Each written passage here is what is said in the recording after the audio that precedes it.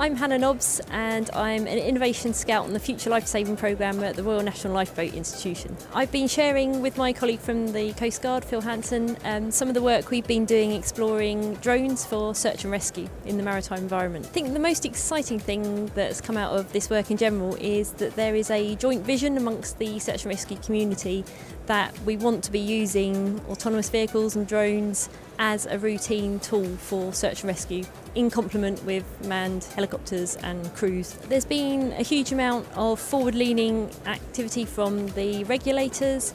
Industry are pushing to try and fly further and beyond visual line of sight.